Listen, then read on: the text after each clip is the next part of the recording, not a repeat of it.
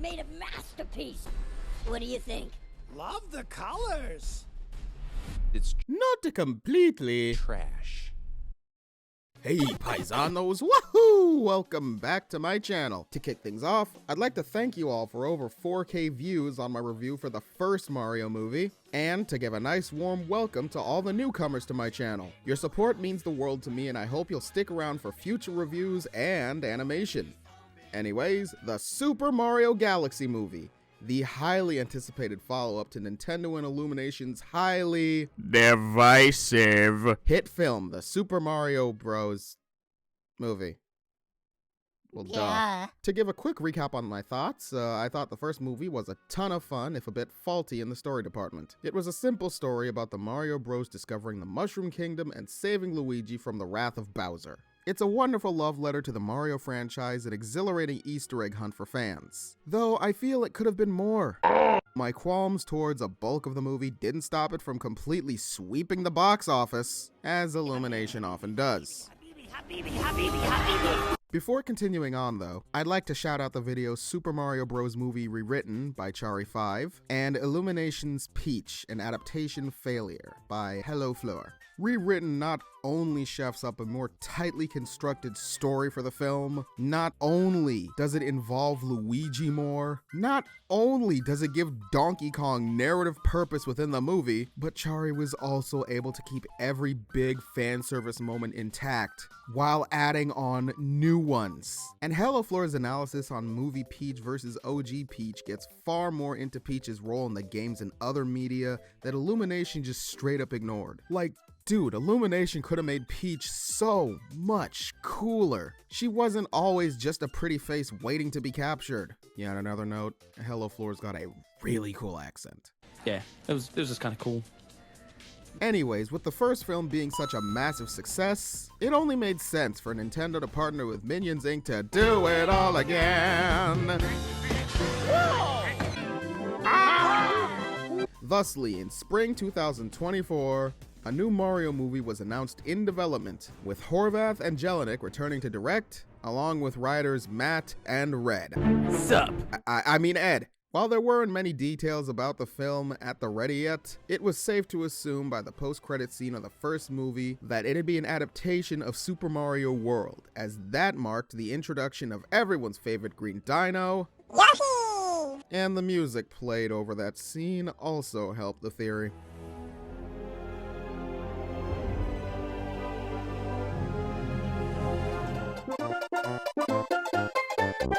You also had Keegan-Michael Key, returning as Toad, assuring fans that this movie would be much bigger and include many deep-cut references that only the truest of true Mario fans could catch. And having seen the film for myself, the man wasn't lying. Too bad most of these deep cuts were shown off in the marketing.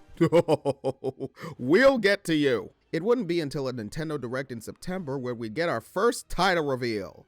Indeed, the Super Mario World Galaxy movie? I and many other cinephiles, as well as Mario fans, were very confused. You're a what? Super Mario Galaxy 1 and 2 are looked upon as two of the best games in the franchise. Not simply for its gorgeous visuals, surreal platforming, and fun, but for introducing Princess Rosalina, a character with a fairly complex story that's resonated with many a gamer. That doesn't sound like second movie material. Third or fourth movie, maybe. That'd be like if the second Sonic movie introduced Shadow. It'd just be too soon. Oh great, the obligatory Sonic movie suck-off bit. They ain't gonna acknowledge you, cuz, give up. Oh, you! No. A movie following Super Mario Land or World would have made much more sense for the follow-up. Or just straight up Super Mario Bros. 2. Nobody would have batted an eye. But I digress. In a later direct, we'd get our first teaser trailer, as well as the confirmation that Pratt, Day, Taylor-Joy, Jables, and Key were returning as Mario, Luigi, Peach, Bowser, and Toad respectively, along with newcomers, including Nintendo superfan Brie Larson as Rosalina, upgrading to Premium Cosmic Queen, and Benny Safdie of the Safdie Brothers, as in the Uncut Gem Safdie Brothers, as the voice of Bowser Jr. Definitely an odd choice, but I suppose if Mario can be voiced by Chris Pratt, things can't get any weirder, he said until they revealed the voice of Yoshi. Many months later, Mario and Luigi's trusted dino pal will be voiced by Donald Glover, Childish Gambino himself, Marshall Lee! Who is this? Good little girl. This seems like a random choice, but Glover is also a huge Nintendo fan. Glad these glamorous geeks are able to live out their dreams. At this point, it's common knowledge amongst Nintendo heads and Brie Larson stans alike, but she once got into an argument and/or locked her boyfriend of the time out of her room so she could finish Super Mario Galaxy. That's commitment. Without going into any spoilers about the film, here's the skinny. Princess Peach and Toad are called to adventure in deep space and leave the Mushroom Kingdom in the care of the Mario Bros. And their new pal, Yoshi. Which also meant keeping an eye on the shrunken Bowser, who's taken up painting in his imprisonment. Galactic chaos ensues when Princess Rosalina and her sentient star children, the Lumas, join as allies to combat a new threat to the entire universe. Bowser Jr., who desires to break his dad out of capture and create new mayhem and villainy. A true space opera of epic proportions. I saw it opening day alongside one of my dearest chums, this guy. And we came out of that theater with huge smiles, laughing, fangasming and all. I gotta say, they really upped the ante with this one. Stunning new locations, crisper animation, epic fights and platforming, new characters, and a final battle rivaling... Wait... I'm supposed to be talking about the movie, not the game. No, but in all seriousness, the movie did have all of that and then some. As well as tighter jokes, more expressive characters, and Easter eggs out the ass. It's a pure adrenaline lush of Mario all up in your face. Luigi's fully locked in as the best character. Not a shocker, really. This is what the first movie was missing. He was barely in it. But here, every time he's on screen, I had a ball. Yoshi was a no-brainer for the second movie, and he too is a lot of fun. He's simply adorable, excessively expressive, and oh, so marketable. Donald Glover's got the sauce. He's actually doing the Yoshi voice justice. Though someone might have had to kick him in the eggs for him to get that voice. Safdie as Bowser Jr. kinda grew on me. I would have preferred the growly kitty voice like he has in the games, but his performance here wasn't awful. Dare I even say, oddly fitting? Or maybe it's because I've grown too used to the SML voices. Cody, that's like right in my f***ing ear. And Bowser Jr. is a little shit for real. He's a schemer and a menace who doesn't play fair. He fights ferociously. But with that said, he also has some of the most wholesome bits in the entire film, as his love for his father runs as deep and as strong as his dreams of conquest. This, if nothing else, is a fantastic Father's Day movie. Heck, I think Bowser and Jr. need their own spinoff. In spite of all of his wrongdoings, Bowser's kind of a good father. Yes, his spawn is evil, but he raised him with love and instilled family values within him. Even Peach changed a bit. She's a tad more vulnerable and fun-loving, especially compared to the first film, where she was just Princess Kick-Ass. They do, however, introduce a brand new kick-ass character. One that would have been a huge reveal if the marketing knew when to shut up, but I digress. He is Fox McCloud. I guess he gets a pass showing up in the Mario Galaxy movie, being a space pilot and all.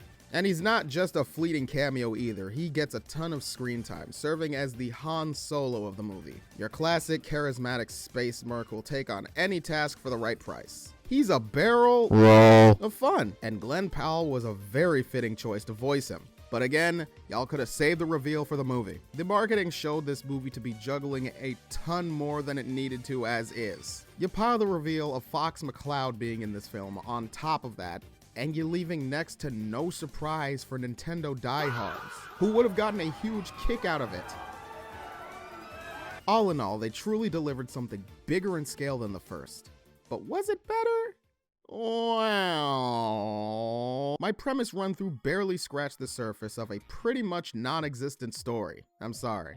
Yes, they amped up the visuals and action, but also amped up the pace from the first act onward. The opening and first act were pretty solid, but it all goes down from there, just hopping from one iconic location to the next.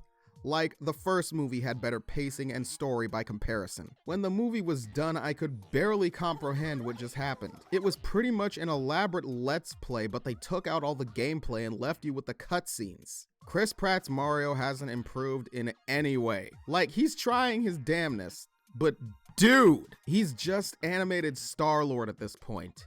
The accent kinda comes and goes. Like, Charlie Day outshines him by a country mile. We miss you, Charles. Fun game references, but they just keep piling references upon other references.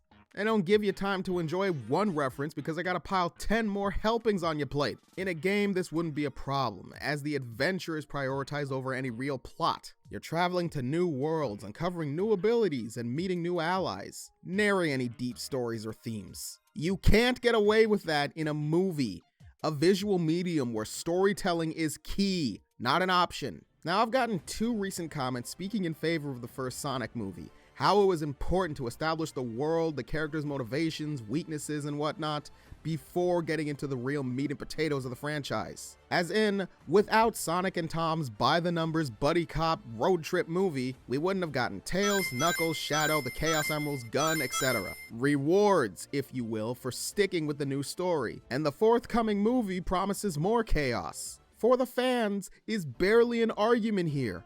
Mario has a large fan base, but that doesn't mean everyone's played a Mario game. People come to the movies to see a story, and you can't blame them for not understanding or disliking the movie when you're throwing a whole hurricane of references at them that they're just not going to get. And as mentioned before, Mario Galaxy is kind of a big story. There were certain expectations set in place for this movie that just weren't met. Case in point, Princess Rosalina.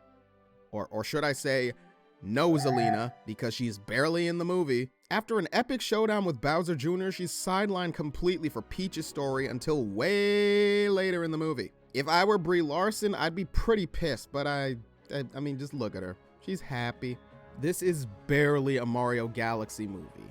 I rarely like to use this critique for animated films, as I am aware of the production pipeline and just how much work goes into it, but dude, this is literally just colors and noise. This is coming from a man who enjoys Killer Clowns from Outer Space, one of the cheesiest and most lowbrow films of all time.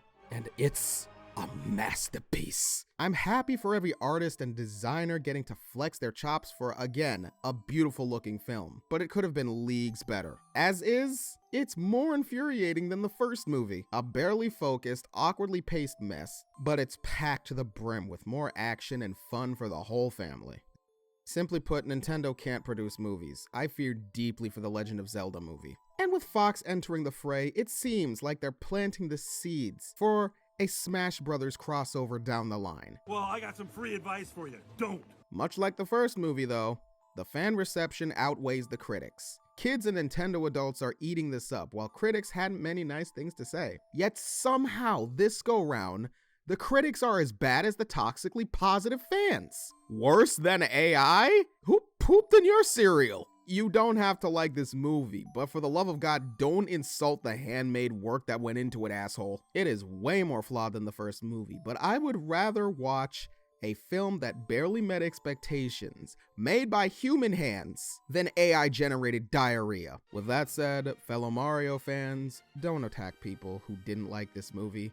Every opinion, except this one, are valid. Yes, the movie is fun. Movies are allowed to be fun, colorful noise, but some people just aren't into that. I can acknowledge what a fun ride this movie is, but also not be impressed by the scatterbrained story. I can love the abundance of Easter eggs while also being sick of them. And so can you. I give Mario Galaxy a 5 out of 10. C rank. There's a ton more about this film I simply didn't want to spoil, cause you know, I'm courteous like that. And if you'd like me to cover that in another video, let me know by commenting, liking, and sharing the video around. I did a spoiler review once. I know better now. But that's all from me. If you made it to the end of the video, thanks a bunch. What do you think of the Mario Galaxy movie? Have you seen it? Do you care to see it? What do you want from the Mario films going forward? Let me know in the comments. You can also tell me my opinions are wrong and then I'm a disgrace to my family and the floor is too loud if you want. I won't stop you. Please be sure to subscribe if you enjoyed this for more movie discussions, more reviews, more animation, and likely for the reason y'all are here to begin with, more Sonic movie discussion. Thank you so much for watching my video.